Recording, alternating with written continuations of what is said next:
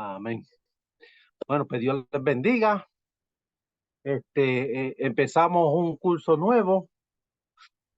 Del curso pasado, lamentablemente, pero dos fueron los que pasaron el curso. Los demás nunca me enviaron la información. Por lo tanto, pues no puedo darle una nota si no tuve toda la información. O sea, lo que se quedaron fue la mitad de la nota, pues. Ahora, si me la mandan esta semana, yo se la honro, pero tiene que ser esta semana. Ya de ahí fuera, pues ya yo no podía esperar más, porque tuve bastante tiempo.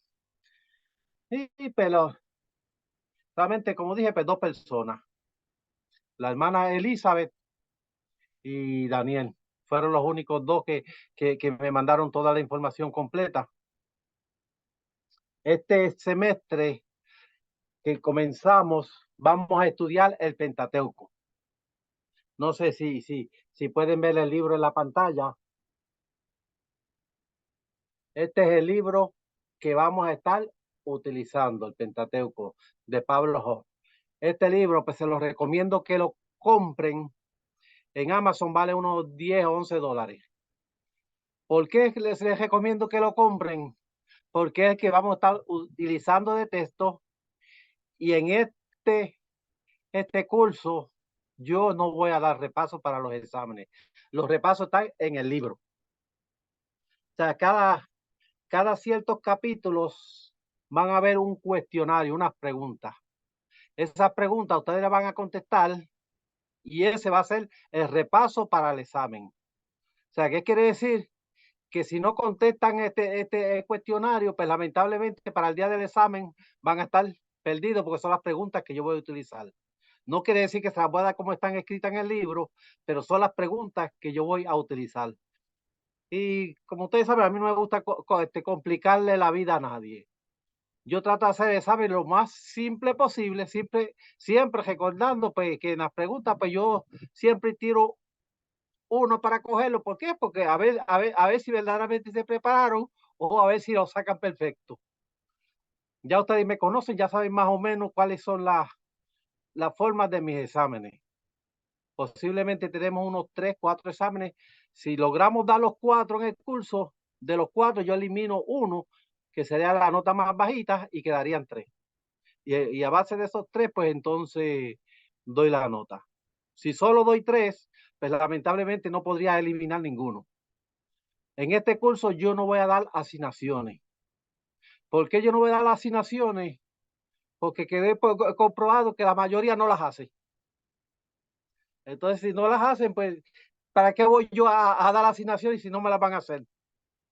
Pues entonces mejor nos vamos a los exámenes. El curso no es tan complicado. En este curso vamos a comprobar que aunque en la Biblia aparecen algunas aparentes contradicciones, pues verdaderamente no se va a contradecir. Aquí vamos a entrar nuevamente un poquitito, tocadito por encimita, lo que estudiamos en el primer semestre, la introducción bíblica. Pero aquí le vamos a dar por encimita y luego entramos directamente a Génesis. En Génesis vamos a encontrar que el autor pues, fue Moisés. Lo vamos a probar por la Biblia que el autor fue Moisés, pero en ciertas escrituras vamos a encontrar, como por ejemplo, la ciudad de Dan, que aparece en Génesis capítulo 14, verso 14, si no me equivoco. Cuando Moisés escribió, esa ciudad no tenía el nombre de Dan. Entonces, ¿cómo aparece en la Biblia ese nombre si Moisés lo escribió y en el tiempo de Moisés no estaba? En el capítulo, si no me equivoco, 36, vamos a encontrar que aquí habla de los reyes de Israel, pero cuando Moisés escribió todavía no habían reyes. ¿Por qué aparece que dice que habían reyes? Si para el tiempo de Moisés no lo habían. Eso vino a ocurrir mucho tiempo después, en el periodo donde estaba Samuel como profeta de Israel. Y así pues vamos tropezando con ciertas cositas en la Biblia, pero las vamos a ir aclarando. Vamos a aprender en este curso. ¿Por qué? Porque ahora vamos a entrar de lleno a lo que es el Pentateuco. O sea, no fue como introducción en bíblica que le dimos por encimita, sino que aquí vamos a comenzar de lleno. Y pues les recomiendo pues, que se consigan el libro. Vamos a comenzar. Doctor, permiso, ¿puede decir el autor nuevamente? Sí, Pablo. El apellido yo no sé cómo se pronuncia, pero se escribe Hoff.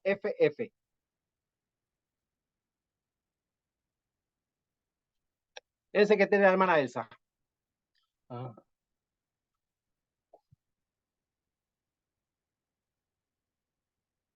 Ese es el libro.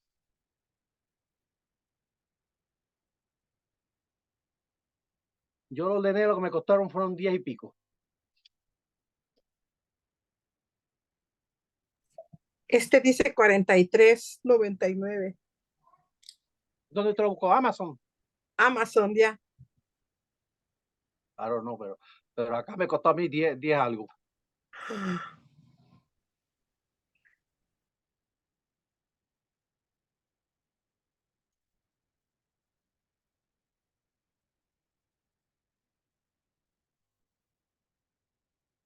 Bueno, empecemos el primer capítulo. Vamos a empezar en la introducción. La Biblia. Dice, la prueba contundente del amor divino se encuentra en el hecho de que Dios se reveló al hombre. Y esta revelación quedó registrada en la Biblia. O sea, el amor de Dios quedó registrado en la Biblia. La Biblia, pues, nació en el Oriente y revestida del lenguaje, el simbolismo y las formas de pensar típicamente. Sabemos que la Biblia pues, se escribió en el Oriente, pues, y ahí se revela dentro de la Biblia, vamos a encontrar simbolismo. Por ejemplo, si nos vamos al libro de Apocalipsis, vamos a encontrar mucho simbolismo. Formas de pensar típicamente orientales. La Biblia tiene, no obstante, un mensaje para toda la humanidad, cualquiera que sea la raza, cultura o capacidad de la persona. O sea, la Biblia es hecha para que todo hombre la pueda entender. O sea, es para que Dios poderse revelar al hombre, no importando la nacionalidad, la lengua, ya que la Biblia ha sido traducida en diferentes lenguas. Todavía hay lenguas que no han sido traducidas, pero el Señor sabrá cómo revelarse a esas personas donde todavía la Biblia no ha sido traducida. Pero nosotros que la tenemos en español, algunos la tienen en español, inglés, pero la podemos entender y podemos comprender el amor de Dios, cómo Dios reflejó el amor para con nosotros. La Biblia es una biblioteca de 66 libros, ya eso lo sabemos porque lo cogimos en el primer curso. Escrita por aproximadamente 40 autores durante un periodo de 1500 años. Dice, y sin embargo, se desarrolla en ella un solo tema que une todas las partes. El tema yo creo que no lo sabemos porque lo habías no mencionado. Y es la redención del hombre a través de un Salvador divinamente escogido. La Biblia se divide en el Antiguo Testamento. Y en el Antiguo Testamento vamos a encontrar la preparación del Redentor. Los evangelios. En los evangelios vamos a encontrar la manifestación del Redentor, cómo Jesús anduvo y se manifestó a los hombres. Número 3, los hechos. En los hechos vamos a encontrar la proclamación del mensaje redentor. Ahí en los Hechos vamos a ver cómo el evangelio fue llegando a diferentes lugares, cómo la revelación del mensaje de Jesucristo llegó a diferentes vidas y así se fue regando hasta que llegó a nosotros. Vamos a encontrar el punto número 4, las epístolas. En la epístola vamos a encontrar la explicación de la obra redentora. Cuando los escritores les escribían las epístolas a las iglesias y ahí le daban consejos, les enseñaban y los corregían de algunos errores que estaban cometiendo las iglesias de la antigüedad o las iglesias que comenzaron a nacer en esa época.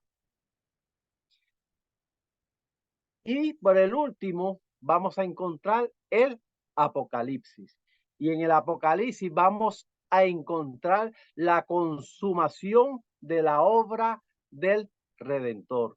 Sabemos que el libro de Apocalipsis o el libro de Revelaciones son los acontecimientos que todavía están sucediendo hasta la venida de Cristo y aún más allá cuando el anticristo o el gobierno del anticristo se manifieste en la tierra.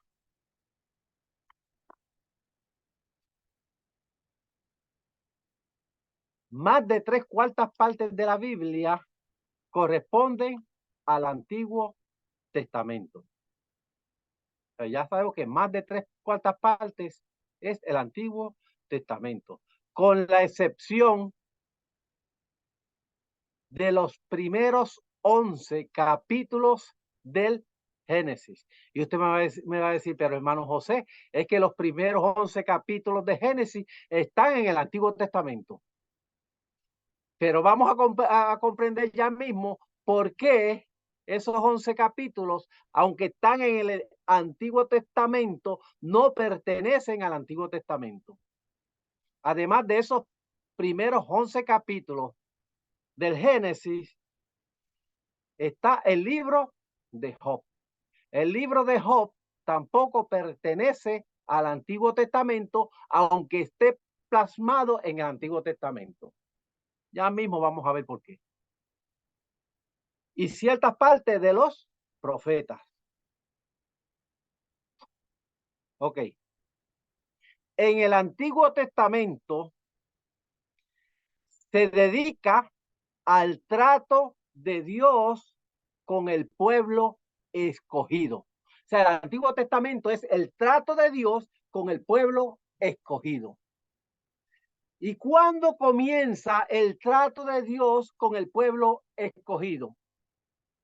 Pero vamos a encontrar en el capítulo 12 de Génesis, cuando Dios llama a un hombre y le dice, sal de tu tierra, sal de tu parentela y ve a la tierra que yo te mostraré, porque de ti haré una generación grande. En ti serán benditas todas las naciones. Ahí es que comienza el trato de Dios con el pueblo escogido. ¿Por qué? Porque Dios separó un pueblo para que los demás pueblos fueran bendecidos a través de ese pueblo. O sea, el Antiguo Testamento es el trato de Dios con el pueblo escogido. Así que si yo le pregunto en el examen, ¿en qué se compone el Antiguo Testamento? Pues ya ustedes me tendrían que contestar que el Antiguo Testamento se compone en el trato de Dios con el pueblo escogido. No me pongan de Génesis hasta Malaquías, que es el último libro, no, sino que van a poner que es el trato de Dios con el pueblo escogido. Entonces vamos a ver que los primeros 11 capítulos de la Biblia todavía Dios no había escogido un pueblo. Vamos a encontrar en el capítulo 1 y el capítulo 2 la creación de Dios. Capítulo 3, si no me equivoco, la caída del hombre y así sucesivamente hasta que llegamos a Abraham. Eso lo vamos a ir discutiendo ahora más adelante.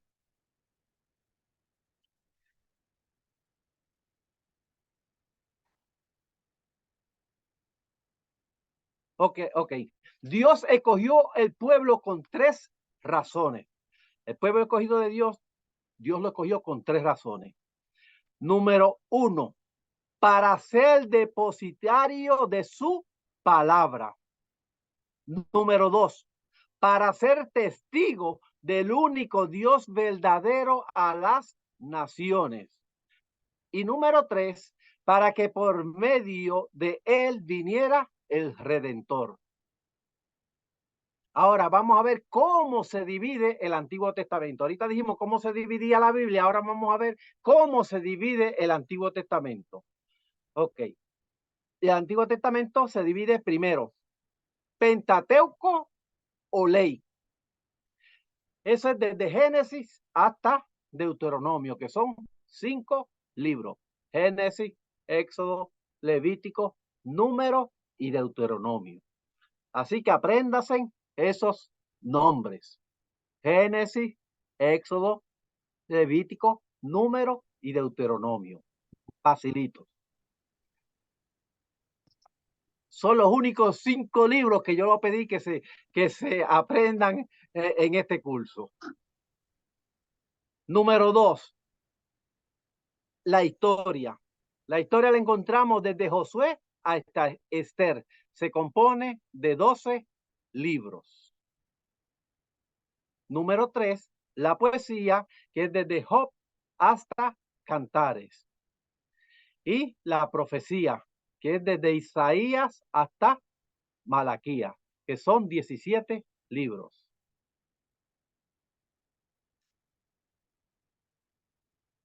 Punto B. Ahora vamos a entrar a lo que es el Pentateuco como tal, que es lo que vamos a discutir. Por eso solamente me interesa que se aprendan esos 5 libros. Los demás, lo que son la historia, la poesía y la profecía, no la vamos a estudiar ahora. Así que eso más luego, cuando toquen los próximos cursos, pues se los aprenden. Pero ahora 5 libros. No les pido mucho. Ok, el Pentateuco. El nombre Pentateuco viene de la versión griega que se remonta al siglo III antes de Cristo. Quiere decir que el libro en 5 tomos, los judíos lo llaman la ley o la ley de Moisés, porque la legislación de Moisés forma una parte importante del mismo. O sea, si yo les pregunto a ustedes cómo se les conoce al Pentateuco, pues ya ustedes saben que se le conoce como la ley o la ley de Moisés o el Torá, como ustedes quieran ponerlo. Las 3 es lo mismo.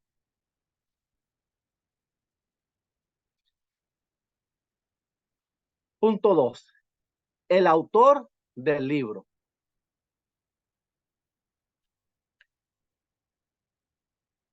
El autor del libro, el Pentateuco mismo no afirma realmente que este haya sido escrito por Moisés, a pesar de que encontramos un par de citas que sí vamos a ver que Moisés sí escribió.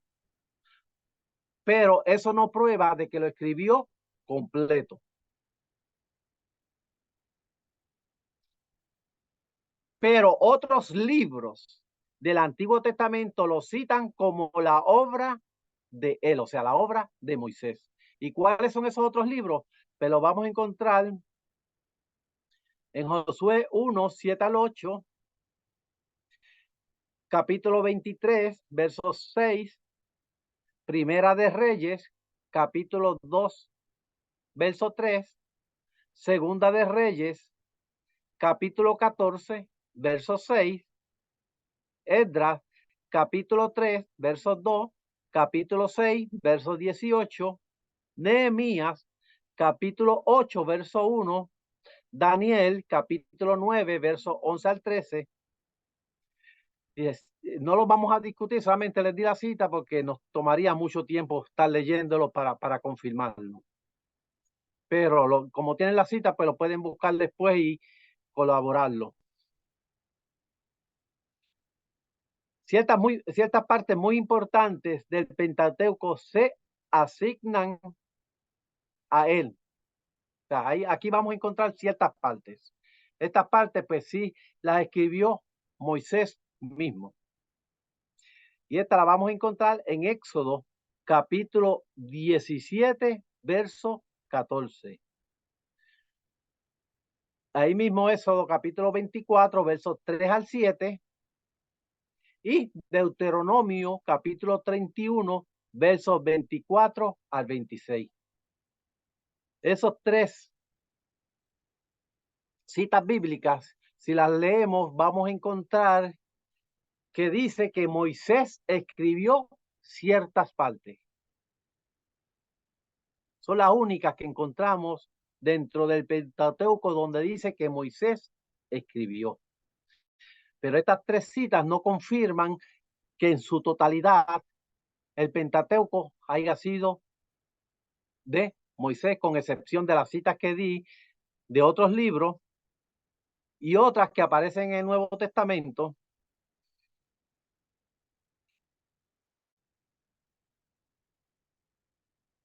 Dice, los escritores del Nuevo Testamento concuerdan exactamente con el testimonio de los del Antiguo. Hablan de los 5 libros en general como la ley de Moisés. Y eso lo encontramos en Hechos capítulo 13, verso 39, capítulo 15, verso 5, Hebreos capítulo 10, verso 28. Dice, para ellos leer a Moisés equivale a leer el Pentateuco. Segunda de Corintios capítulo 3, verso 15. Dice, cuando se lee a Moisés, el velo está puesto sobre el corazón de ellos. Finalmente, las palabras de Jesús dan testimonio de que Moisés es el autor. O sea, el mismo Jesús dijo que el autor del Pentateuco era Moisés. Dice, y Jesús lo dijo de esta forma, si creyeres a Moisés, me creerás a mí, porque de mí escribió él. Y eso lo encontramos en el Evangelio de San Juan, capítulo 5, versos 46. Lo encontramos en Mateo, capítulo 8, verso 4, Mateo, capítulo 19, versos 8, Marcos, capítulo 7, verso 10. Lucas, capítulo 16, verso 31, capítulo 24, versos 27 y verso 44.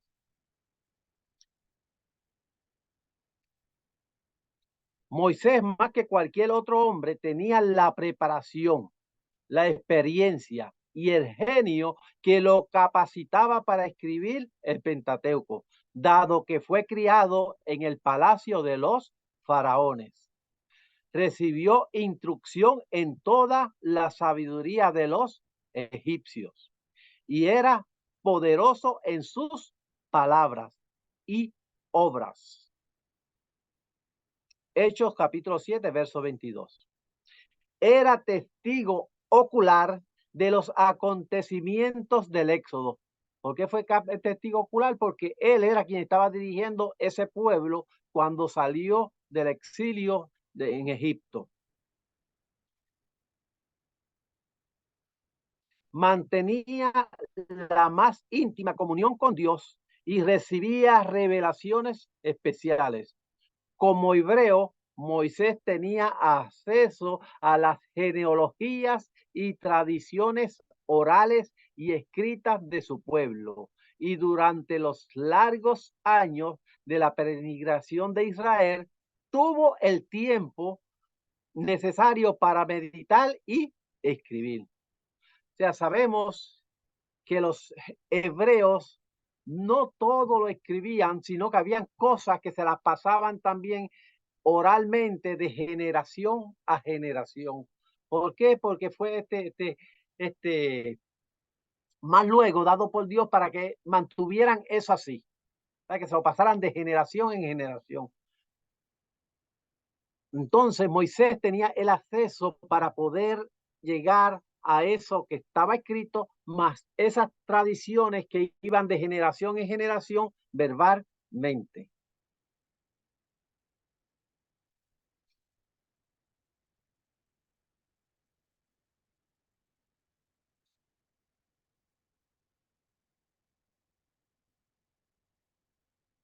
Cuando tengas el libro, vayan al apéndice en la página 263 y léasen esta información de la página 263 antes de llegar a este punto 3, la teoría documentaria de la alta crítica.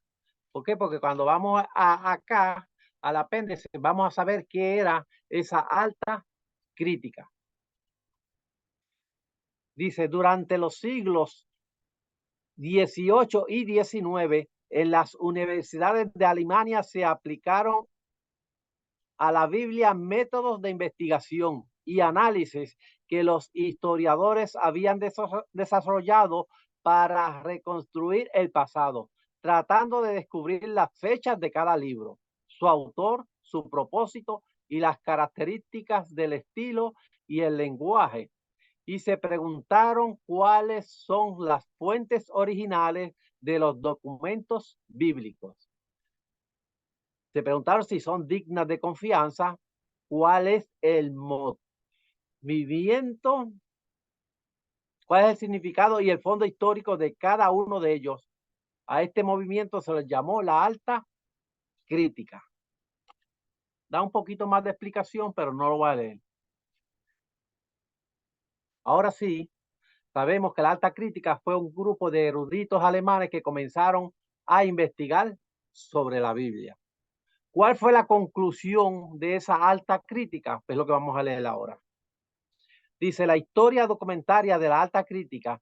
Hace 2 siglos, eruditos de tendencias relacionadas pusieron en duda la palabra o la paternidad mosaica del Pentateuco. Desarrollaron la teoría documentaria de la alta crítica, la cual considera que los primeros 5 libros de la Biblia son una compilación de documentos redactados en su mayor parte en el periodo de Esdras. O sea, está hablando de 444 antes de Cristo. Según ellos, el documento más antiguo, o sea, lo más antiguo que parece del Pentateuco, para ellos se encuentra en el tiempo de Salomón. Consideran que Deuteronomio es un fraude pío, escrito por los sacerdotes en el reinado de Josías, con el fin de promover a un avivamiento, y que el Génesis consiste mayormente en leyendas nacionales de Israel. O sea, lo están poniendo como leyendas. Muchos estudiosos conservadores, ahora vamos a lo contrario, muchos estudiosos conservadores creen que es probable que Moisés empleara genealogías y tradiciones escritas al escribir el libro de Génesis. Ahí vamos a encontrar las genealogías desde Adán hacia adelante. Sabemos que en ese tiempo pues, Moisés no estaba, pues Moisés no las podía saber. Tuvo que alguien habérselo dicho o haberlas buscado en las genealogías escritas de ese pueblo. Moisés menciona especialmente el libro de las genealogías de Adán en Génesis capítulo 5, verso 1.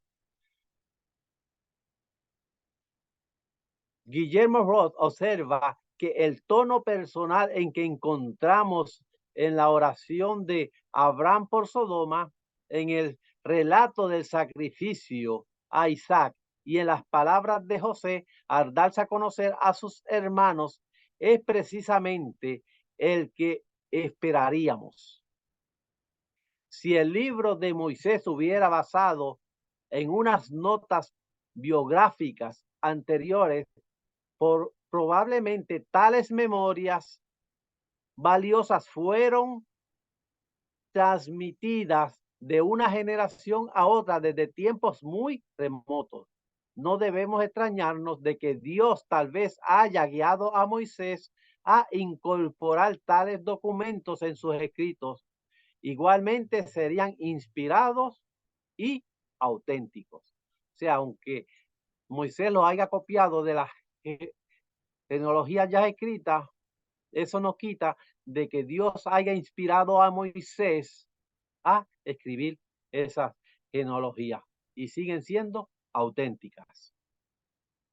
También es notable de que hay algunas añadiduras y retoques insignificantes de la palabra arcaicas, hechos a la obra original de Moisés. Y eso era de lo que yo estaba hablando ahorita. Por ejemplo, este pueblo de Dan y de que había reyes en el capítulo 36. Vamos a leer por qué. Dice, es reconocido universalmente que este relato de la muerte de Moisés, Deuteronomio 34, o sea, vemos que Moisés muere en el capítulo 34 de Deuteronomio. Pero Deuteronomio no terminó ahí, sino que se siguió escribiendo después de la muerte de Moisés. Ahora, ¿quién escribió eso? ¿Y por qué, aunque esté escrito, todavía todo el Pentateuco se lo asignan a Moisés? Sabemos que fue escrito por otra persona. Entonces, aquí vamos a encontrar que el Talmud, libro de los rabíes, se lo asignan a Josué. Y sin embargo, eso no le quita la autenticidad de que el Pentateuco fue escrito por Moisés, con excepción de esos últimos capítulos.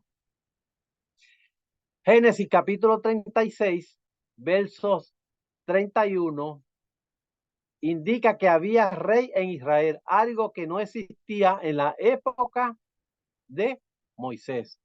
Ahí sí me gustaría que fuéramos a Génesis 36 para que veamos a qué es que nos estamos refiriendo.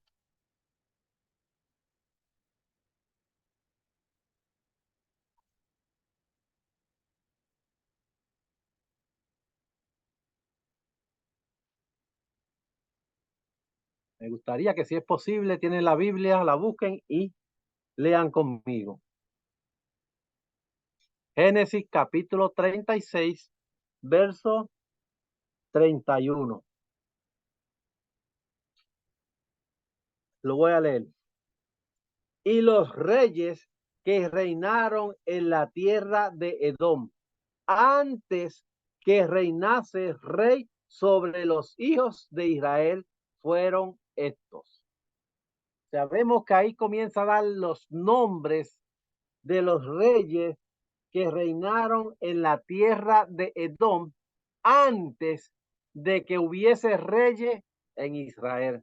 ¿Cómo Moisés pudo haber escrito que había rey en Israel cuando todavía en su tiempo no había rey sobre Israel, sino que el primer rey de Israel fue el rey Saúl y fue escogido por el profeta Samuel cuando el pueblo le pidió que querían reyes? O sea, fueron muchos años luego. Pero ¿por qué aquí aparece que había reyes en Israel si el Pentateuco pertenece a Moisés? Pero ese no es el único que aparece, sino vamos a irnos ahí mismo en Génesis capítulo 14, verso 14, si no me equivoco.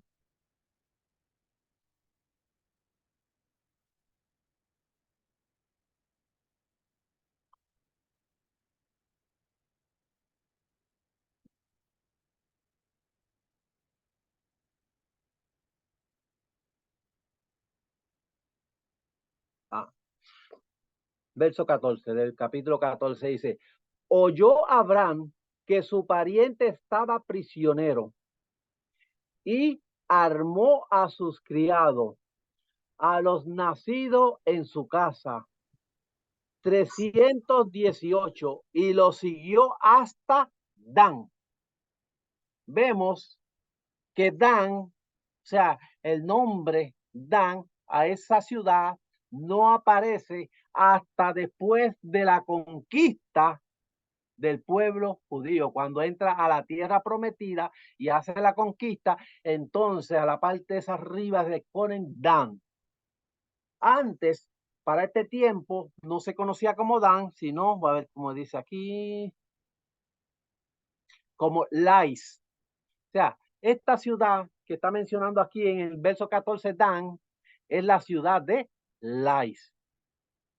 Pero aparece aquí en el capítulo donde Moisés escribe que era Dan cuando todavía Moisés o el pueblo de Israel, porque Moisés no logró entrar a la conquista, porque Moisés no entró a la tierra prometida, pero el pueblo sí entró. Luego que el pueblo conquista, es que se le pone el nombre Dan. Ahora, ¿por qué entonces aparece aquí Dan? Pues simplemente sabemos que la escritura original, o sea, ese Pentateuco que escribió Moisés, en Israel estaban los escribas. ¿Y cuál era la tarea de los escribas? Pues era copiar las escrituras en su autenticidad. Pero parece que ellos pusieron el nombre Dan porque era el nombre que existía en ese momento para que la nueva generación pudiese comprender. Y puso que había reyes antes de los reyes de Israel. ¿Por qué? Porque para el tiempo que se copió, pues ya sí existía rey sobre Israel.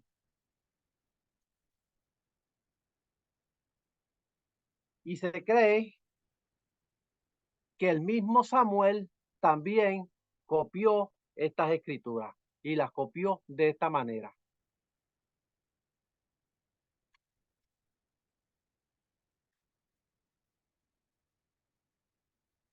Y vemos que se han encontrado tantos rollos en el Mar Muerto y vemos que muchos de esos rollos no están completos. ¿Por qué? Porque la tarea de los escribas cuando escribían la palabra, ellos la tenían que escribir tal como estaba.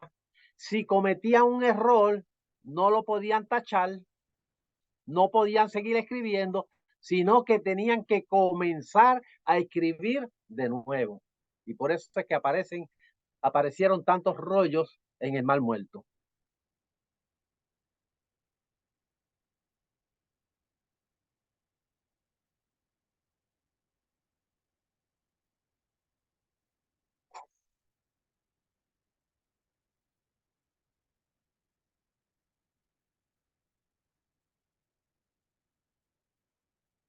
¿Alguna duda hasta aquí?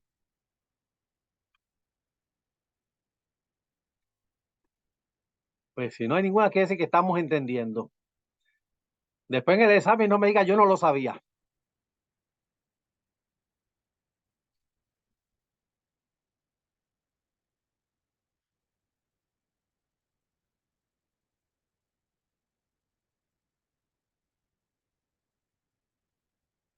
Ok, voy a brincar.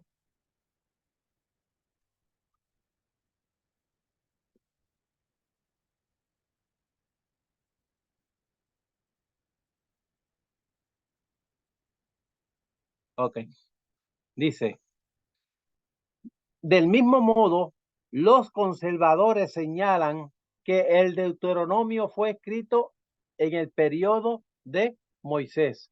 El punto de referencia del autor del libro es el de una persona que no había entrado a la tierra de Canaán. La forma en que está escrito es la de los tratados entre los señores de sus vasallos del Medio Oriente en el segundo milenio antes de Cristo. Por eso nos extraña que la alta crítica haya dado como fecha a estos libros unos 600 o 1000 años después. La arqueología también confirma que muchos de los acontecimientos del libro del Génesis son realmente históricos.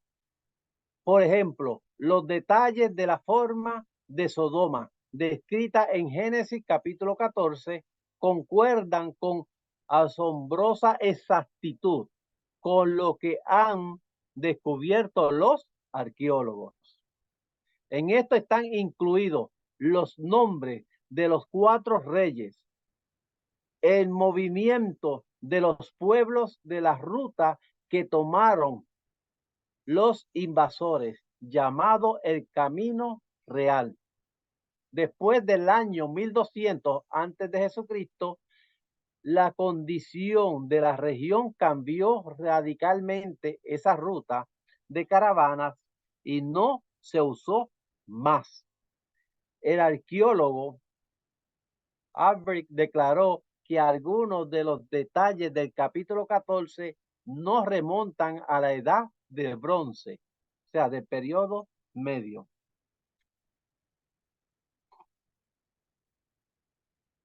No es muy probable que un escritor que viviera siglos después supiera esos detalles.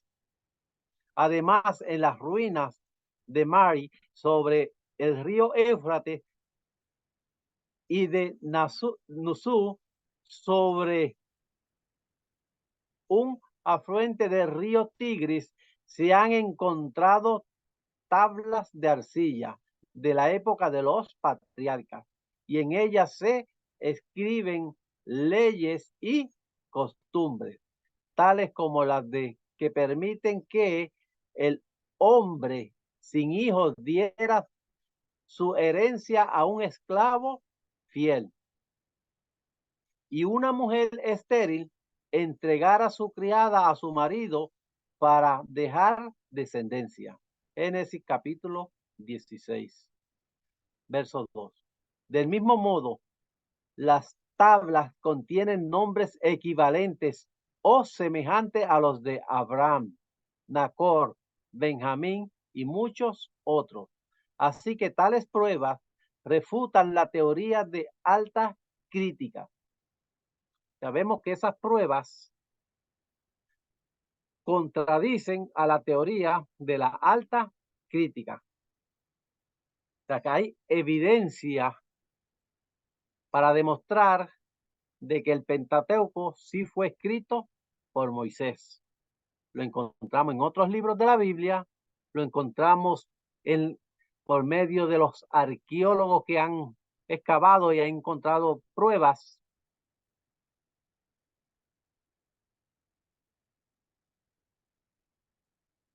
Punto 4. Vamos y es el último que vamos a tocar por hoy. Es el ambiente del mundo bíblico. Dice, cuando Abraham llegó a Palestina, esta ya era un puente importante entre los centros culturales y políticos de aquella época. Al norte se halla el imperio hitita, al suroeste Egipto, al oriente y al sur Babilonia, y al noreste el imperio asirio. O sea que los israelitas estaban ubicados en un lugar estratégico y no aislados geográficamente de las grandes civilizaciones. O sea, quiere decir que cuando Abraham salió de Ur de los Caldeos y llegó a esta región, había civilizaciones ya establecidas. Y las vamos a encontrar también cuando vamos leyendo a Génesis, que cuando hubo hambre, ¿dónde te corrió Abraham?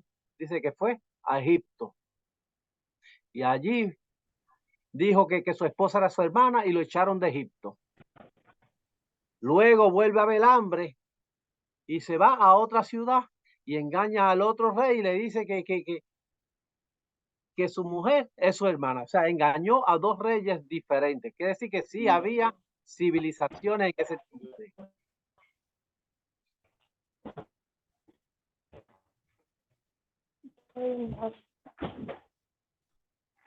La mayoría de los historiadores consideran que la llanura de Sinar, situada entre los ríos Éufrates y Tigris, era la cuna de la primera civilización importante llamada Sumer, en el 2800 antes de Jesucristo. Los sumerios ya habían edificado ciudades florecientes y habían organizado al gobierno en ciudades, estados, también habían utilizado metales y habían perfeccionado un sistema de escritura llamada cuneiforme. Casi al mismo tiempo se desarrollaba en Egipto una civilización brillante. Y es posible que cuando cuando Abraham llega a Egipto, es posible que ya hubieran pirámides de unos 500 años de edificadas.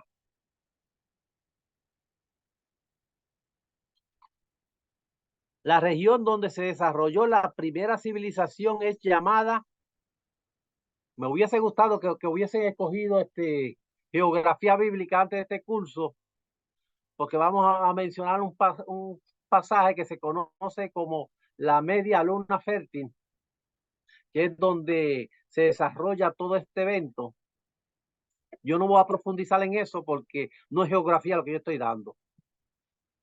Así que solamente lo voy a tocar por encimita. Cuando pastor Ariel de geografía bíblica, entonces van a poder entrar más en detalle lo que es la media luna. Lamentablemente en este semestre no va a ser porque él va a dar otra clase. Bendito Jesús por lo difícil que es dar las proyecciones por el Zoom de los mapas, porque ahí geografía bíblica se utiliza muchos mapas. Pero este territorio se conoce como la media luna. Dice, se extiende en forma semicircular entre el Golfo Pérsico y el Mar Mediterráneo hasta el sur de Palestina. El territorio es regado constantemente por lluvias y ríos caudalosos, como el río Éufrates, el río Tigris, el río Nilo y Orontes, lo cual hace posible una agricultura productiva. En el interior de esta región se encuentra el desierto arábigo, donde hay escasa lluvia y poca población. Allí en la fértil media luna surgieron los grandes imperios de los amorreos, los babilónicos, los asirios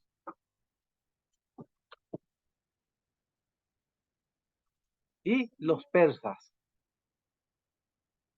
Pero lo más importante para nosotros es que allí también habitó el pueblo escogido de Dios. Y nació aquel hombre que sería el Salvador del mundo. No sé si podrán ver un poquito el mapa, no sé si se ve. No creo que se ve mucho, no. Ahí se ve un poquito. Aquí, esta región que va más oscurita, aquí, esta región es la media luna fértil. Acá vamos a encontrar el desierto arábico. Para esta parte por aquí vamos a encontrar el mar Mediterráneo. Y esa pues la partecita, esta colita de aquí, que seguimos aquí hasta arriba, esta pequeña colita, ese es donde se desarrolló Israel. O sea, no es toda la región por completo, sino esta partecita chiquitita aquí. Un poquito difícil para verla, pero cuando tengan el libro pueden verlo bien, o cuando cojan geografía bíblica se las van a enseñar con más detalle lo que es la media luna fértil. Simplemente solamente la toco porque ahí fue que se desarrolló toda esta historia bíblica que vamos a encontrar o que leemos a través de toda la Biblia.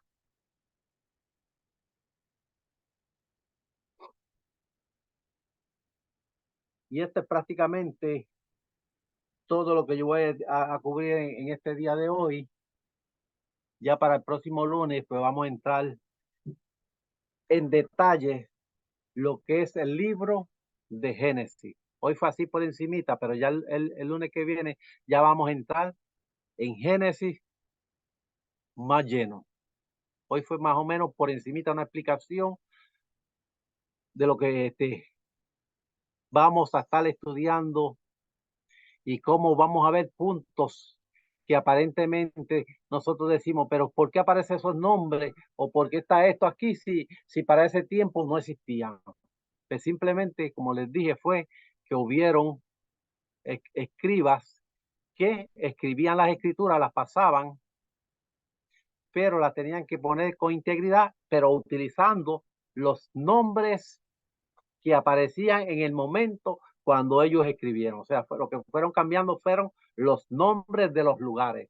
Los lugares seguían siendo los mismos, o sea que eso no le quita la autenticidad a la palabra del Señor, y la misma palabra sigue siendo inspirada, aunque no sea no aparezca el mismo nombre con que escribió Moisés o escribió cada autor en cada libro. O sea, la palabra de Dios sigue siendo inspirada. Como dice la palabra, toda escritura es inspirada por Dios, útil para enseñar, para redarguir, para corregir, para instruir en justicia, a fin de que el hombre de Dios sea perfecto. O sea, que nosotros alcancemos la perfección, porque ahora mismo nosotros ninguno, por más sabio que sea, no somos perfectos. Por más santo que nos hagamos, no somos perfectos. Pero algún día, a través de esta palabra, vamos a alcanzar la perfección. Y esa perfección la alcanzamos cuando suenen las trompetas y seamos levantados al cielo y seamos transformados en un abrir y cerrar de ojos. En ese momento que somos transformados, entonces somos perfectos. Así que Dios les bendiga. Nos vemos el próximo.